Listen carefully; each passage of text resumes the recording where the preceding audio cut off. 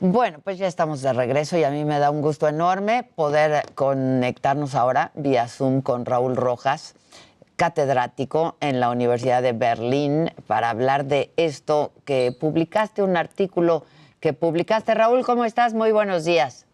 Buenos días, Adela. Estoy muy bien. ¿Y tú? Bien también, muchas gracias. Con el gusto de siempre de saludarte. Hoy no tienes en tu vaca la biblioteca esa maravillosa, ¿verdad? Sí.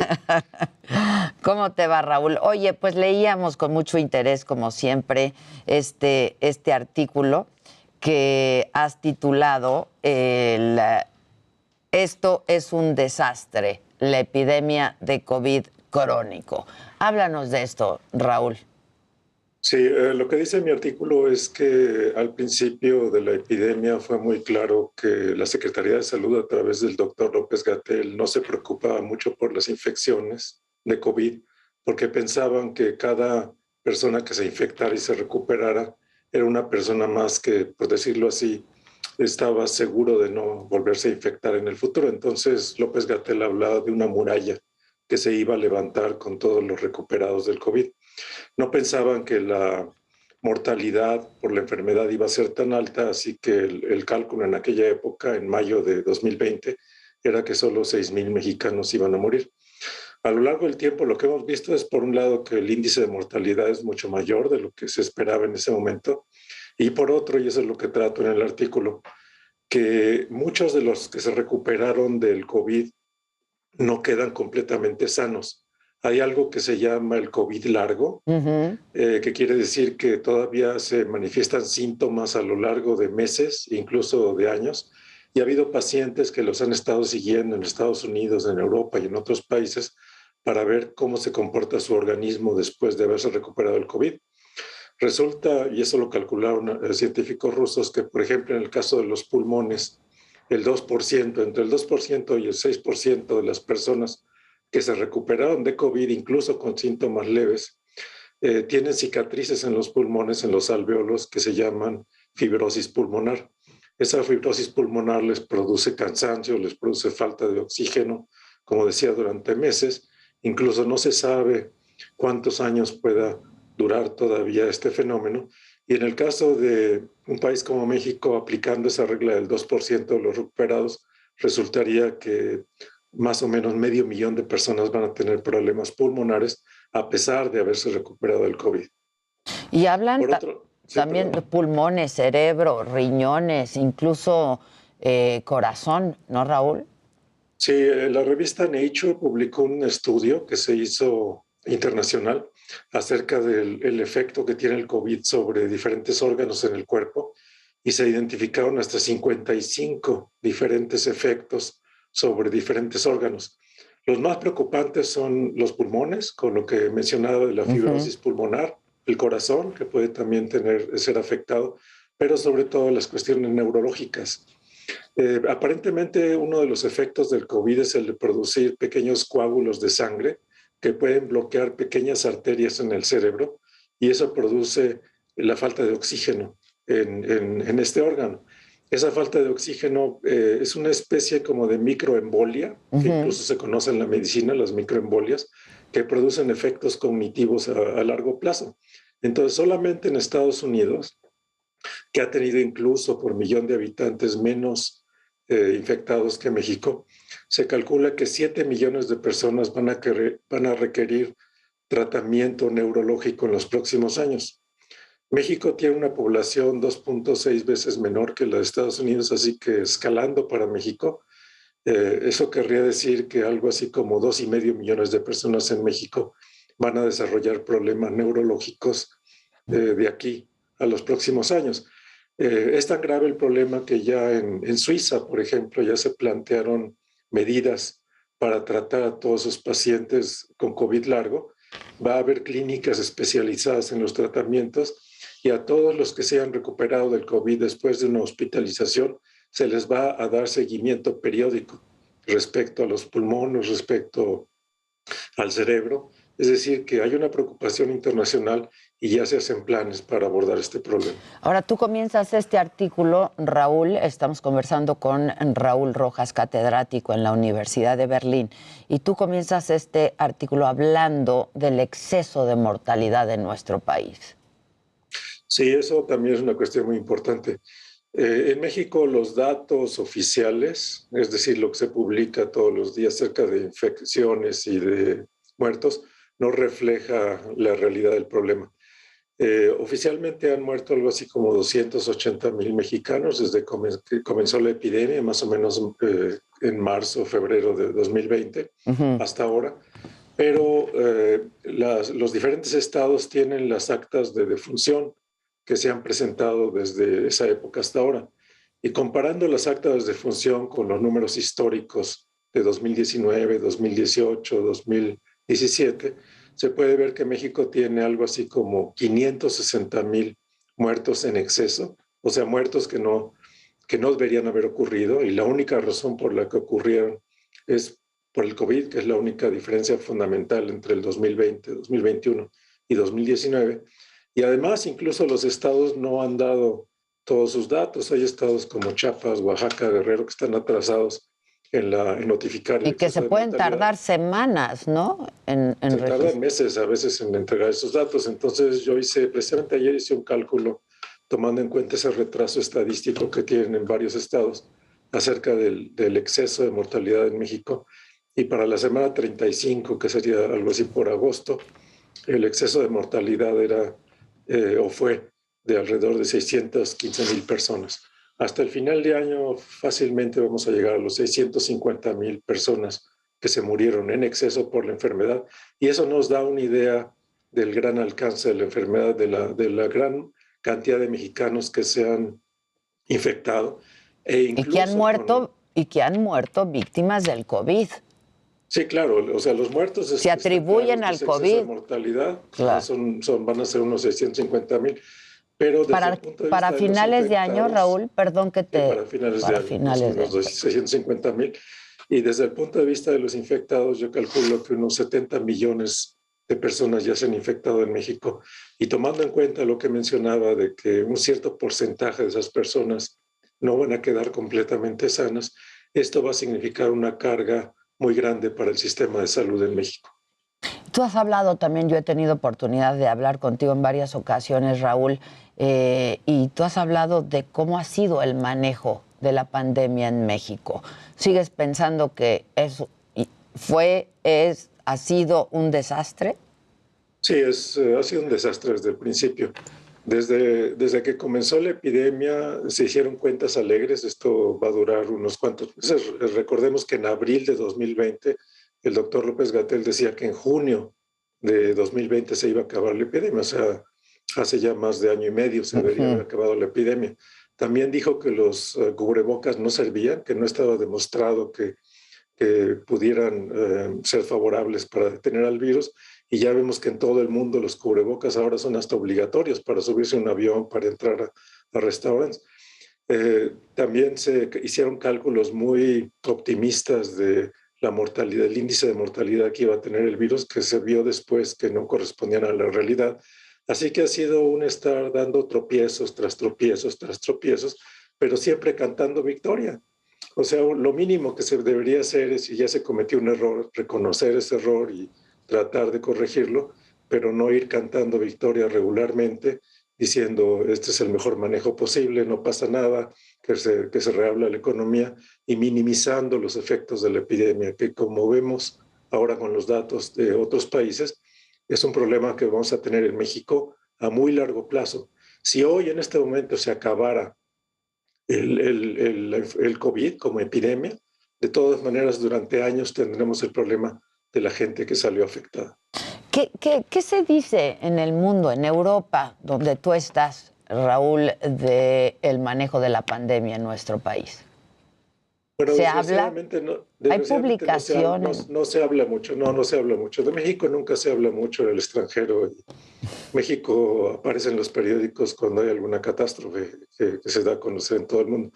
Entonces, de este manejo no se habla, y además en eso sí ha tenido éxito la Secretaría de Salud, Hay dos tipos de números que se producen, los números que son para consumo internacional, que son los números oficiales, donde 280,000 muertos es la cifra de fallecidos, y hay los números que se conocen en México, que son incluso también números producidos por instituciones como el INEGI o la RENAPO, en donde uno se da cuenta de la magnitud del problema, pero esos números rara vez trascienden a la prensa internacional, así que la impresión que hay afuera de México es que la cuestión no es tan grave como en realidad lo es. Raúl, el presidente ya está llamando a que vuelvan los eventos masivos. Él estará haciendo incluso asambleas donde se espera que vaya muchísima gente. ¿Ya se acabó el COVID? ¿Ya pasó esto? ¿Ya se acabó? Pues es parte de lo de siempre, es parte de ese optimismo desbordado de estar cantando victoria cada 2 meses.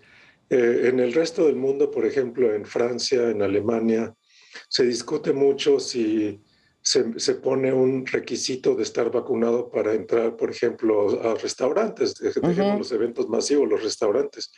En Estados Unidos, para entrar a los shows de televisión en vivo, la gente tiene que estar vacunada y ese es un requisito que ponen las cadenas de televisión. Muchos restaurantes en Estados Unidos, a pesar de que no hay una ley al respecto, tienen la regla de que solo las personas vacunadas pueden entrar.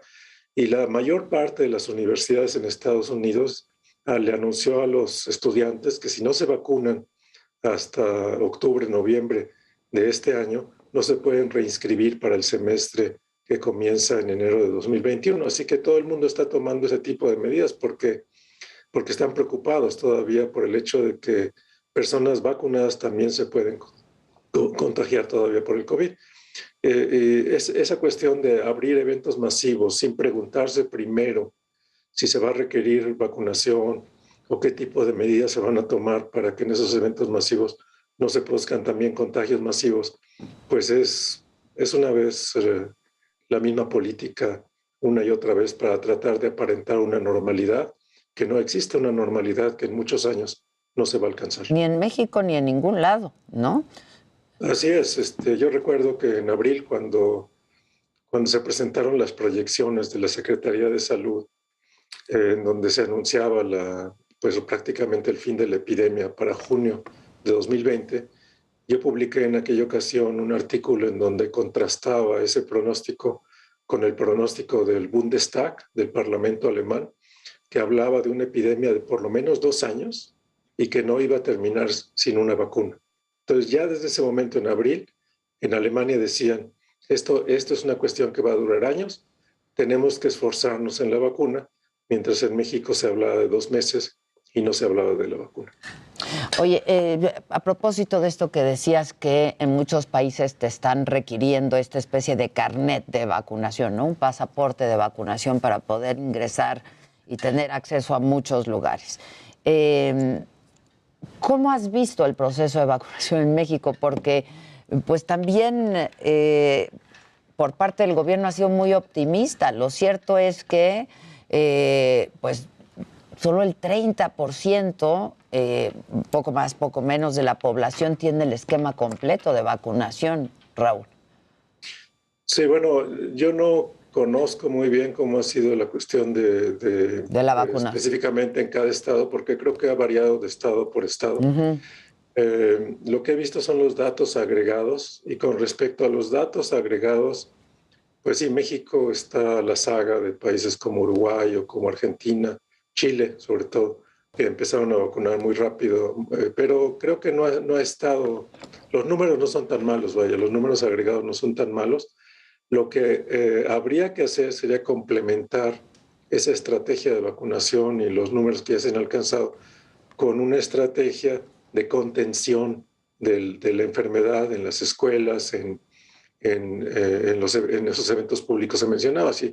Una cuestión que a mí me parece fundamental es la de vacunar a los niños, que también la Secretaría de Salud se ha opuesto terminantemente a vacunar a los niños, e incluso los padres de los niños afectados tuvieron que irse a ampararse. Ese es un error de primer año, porque todos sabemos que las escuelas, los kindergarten, son los puntos de distribución de virus, porque los niños están en contacto muy estrecho, porque se abrazan, se besan y se transmiten los virus. Entonces, de ahí pasa a las familias y se ha calculado, por ejemplo, para la gripe, que muchas epidemias no hubieran ocurrido si no hubiera kindergartens, si los hubieran cerrado en determinado momento. Entonces, en Estados Unidos ya se aprobó la vacuna para hasta para niños hasta 5 años de edad, y mientras que en México se está discutiendo si es necesario, cuando que obviamente se va a hacer en el resto del mundo. Entonces, como siempre, así como se dijo, no hay que ponerse el cubrebocas, ahora se dice no hay que vacunar a los niños. Al rato, en un mes, van a decir que siempre sí hay que vacunar a los niños, y además van a salir cantando victoria, porque todo el tiempo lo estuvieron diciendo. Pues sí. Como siempre dicen. Tenemos que seguir cuidándonos, ¿no? Oye, Raúl, ¿qué se sabe del medicamento? Se ha hablado de un medicamento que sería ya la cura para el COVID. ¿Qué tan avanzado está o cómo está? Sí, bueno, todos los laboratorios farmacéuticos importantes están trabajando en algún tipo de píldora o cura para el COVID. No existe aún una cura para el COVID. Lo que existe son antivirales, son medicamentos genéricos que tratan de reducir la rapidez con la que se reproduce el virus en nuestro organismo. Y aparentemente hay una píldora de Pfizer que ya ha estado en pruebas, y hay otra que también está en proceso de ser aprobada, que tienen ese efecto de amortiguar la expansión del virus. Entonces no es una cura, no es algo que vaya a parar el COVID en seco, pero sí es un elemento más en el arsenal de todo lo que se tiene para combatir el virus. Aquí ha pasado también algo importante, y es que en todas las enfermedades siempre hay una curva de aprendizaje. Siempre se empieza de no saber nada de la enfermedad a ir adquiriendo más conocimientos, a ir sabiendo mucho más acerca del virus. Y la curva de aprendizaje del COVID ha sido una de las más rápidas del mundo. La rapidez con la que salió la vacuna, la rapidez con que se están anunciando ahora ya antivirales contra el COVID no tiene paralelo en la historia de la humanidad.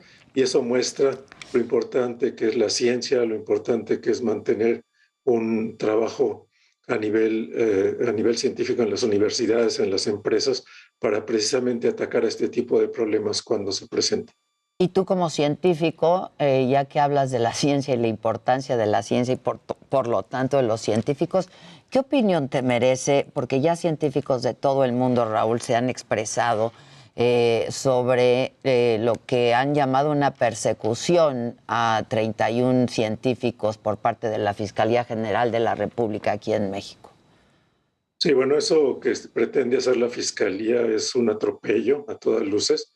La acusación es que estas 31 personas formaron una empresa privada, como dice la Fiscalía, para apropiarse de recursos de CONACYT, y eso es completamente falso. El Foro Consultivo Científico y Tecnológico se constituyó en el año 2002 a partir de la Ley de Ciencia y Tecnología. Cualquier persona que se tome la molestia de buscar en Internet Ley de Ciencia y Tecnología de 2002, Foro Consultivo Científico y Tecnológico, encuentra ahí en la ley especificado que hay que crear este organismo, y además como asociación civil.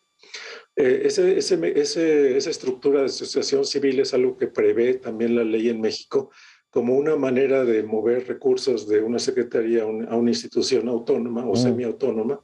Y, por ejemplo, el Centro de Investigación en Matemáticas en Guanajuato, el CIMAT, es una asociación civil. Entonces, es la misma figura que el foro. Es exactamente la misma figura jurídica. Entonces, eso de decir que se apropiaron de 244 millones de pesos, que además fueron utilizados, ese presupuesto fue utilizado para hacer estudios para el gobierno de México, para el Ejecutivo, para el Parlamento, para muchas instituciones, y esos estudios están en Internet, se pueden consultar. Ese trabajo de asesoría que hizo el Foro Científico y Tecnológico durante todos esos años, desde 2012, fue muy importante para el país. Entonces, calificar eso de robo, calificarlo de transferencia de recursos a una empresa privada, eso es falso, es una acusación completamente falsa. Y lo peor del asunto es que además se trata como delincuencia organizada. Acusando a estos 31 científicos de delincuencia organizada, se les puede meter a la cárcel, se les puede aplicar la extinción de dominio sin que ni siquiera sepan de qué lo están acusando. Apenas les están dando a conocer las acusaciones y les están enseñando el acta. Y eso después de que se movilizó toda la comunidad científica en México.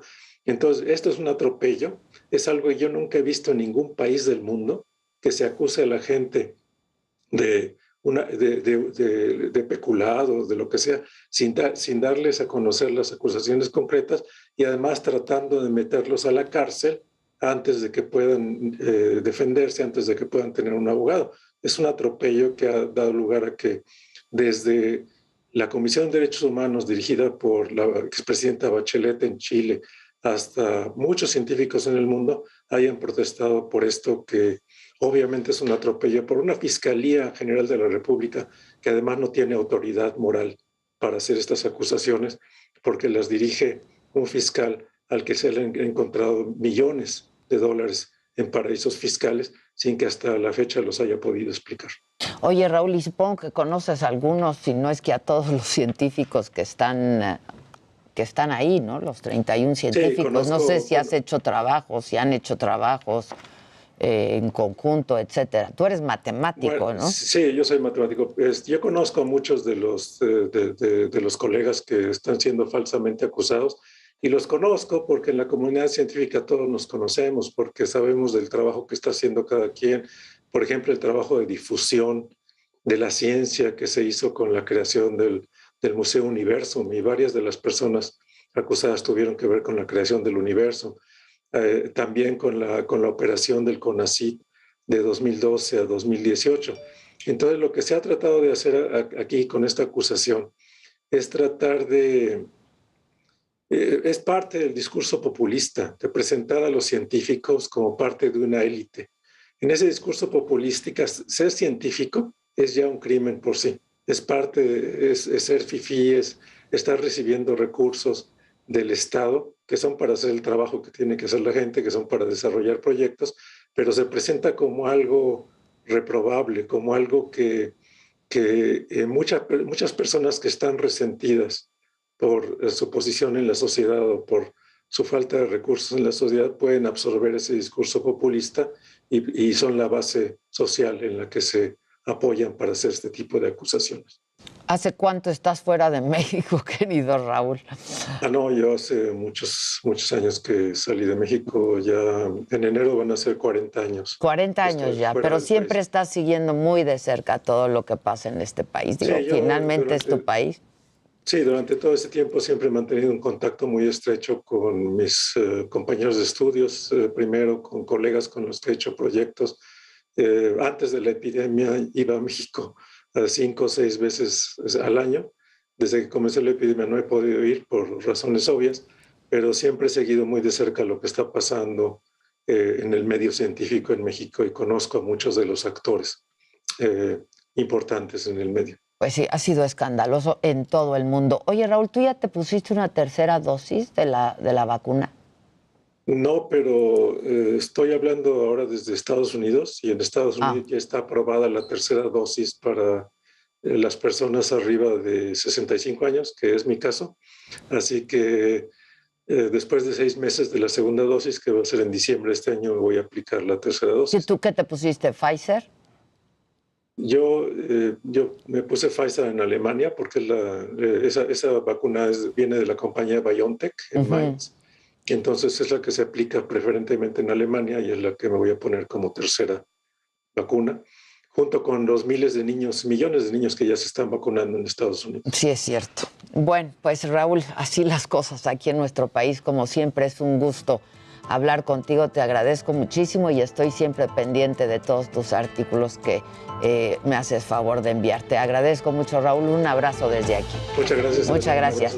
Gracias. Raúl Rojas, catedrático de la Universidad Mexicana, científico del que pues todos estamos muy orgullosos, catedrático de la Universidad de Berlín.